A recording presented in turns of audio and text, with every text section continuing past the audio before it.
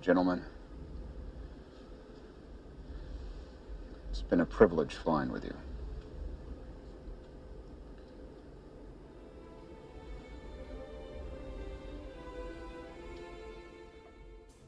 So my wife recently asked me, what's up with that spaceship that all those celebrities were on? Shouldn't it be black and scorched? Look like it just came out of an inferno? Well, my friends, here's the answer. No. No, it does not. And why is that? Well, it all depends on speed. How fast is it going when it hits the atmosphere? What follows is a overly simplified explanation of why there are no scorch marks on the Shepard Blue Origin spacecraft.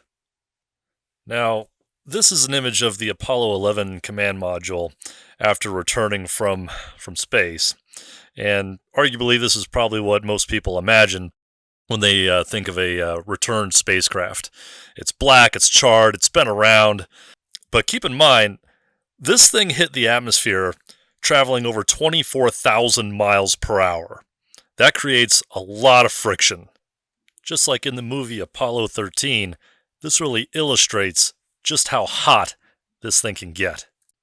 The Blue Origin spacecraft, by contrast, is not traveling nearly that fast. Now the question is why?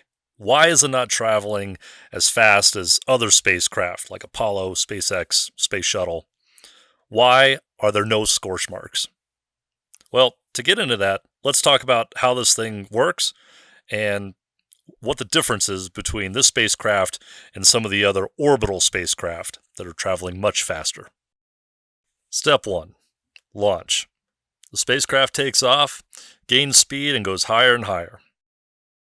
If it's going fast enough, it'll be able to eventually cross the Kármán line. That's the boundary line in between the atmosphere and space, where space is officially recognized. The Shepard spacecraft, specifically, crosses that line with just enough speed to stay up there for a few minutes. That's where the booster and the module where the crew are separates. And then they come down separately. The crew module with parachute, once it gets down into the lower atmosphere, and the booster has a rocket very similar to the SpaceX rocket, where it can have a powered landing to be reused again. The New Shepard spacecraft by Blue Origin can travel at speeds over Mach 3. Now, that's approximately 2,300 miles per hour, which is no joke. That's still pretty fast. But keep in mind, we have aircraft that can travel almost that fast in the atmosphere and still no scorch marks. The F-22 Raptor, for instance, can reach speeds over Mach 2. The SR-71 Blackbird could fly over Mach 3. And so, why the difference? Why do some spacecraft have scorch marks and others don't? Well, for an orbital spacecraft to achieve orbit, it has to be moving tremendously faster than just 2,000 miles per hour. The Space Shuttle, for instance, had to reach speeds approximately 17,500 miles per hour or higher in order to achieve just low Earth orbit. You'd have to be going even faster to achieve escape velocity to get to the moon and beyond. The Blue Origin spacecraft, however, it goes up, it separates the lower booster from the crew module, and then simply comes back. Now, any spacecraft that's capable of doing that and going to space at all, orbit or not, is still a borderline miracle and takes thousands of skilled people working on that. And so I want to give credit where credit is due. It is still an amazing feat. But it's only going just over 2,000 miles per hour, and that would explain why there's no scorch marks on its outer hull, compared to something like the Apollo spacecraft or even the Space Shuttle that comes back significantly faster, tens of thousands of miles per hour faster, 17,000 plus for the Space Shuttle, over 20,000 for the Apollo spacecraft, and so on.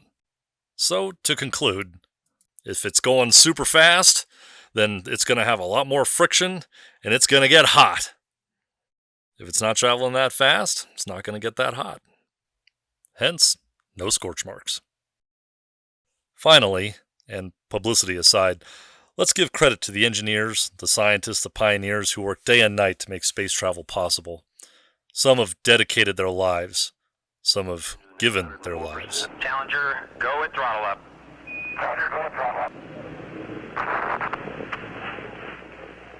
1 minute 15 seconds. Velocity 2,900 feet per second. Altitude 9 nautical miles. Downrange distance 7 nautical miles. But from the guys who pour the concrete of the launch pad, the construction workers, the engineers, the pilots, and everyone in between, who day in and day out give their all, you have my thanks. You remind me all things are possible when we work together.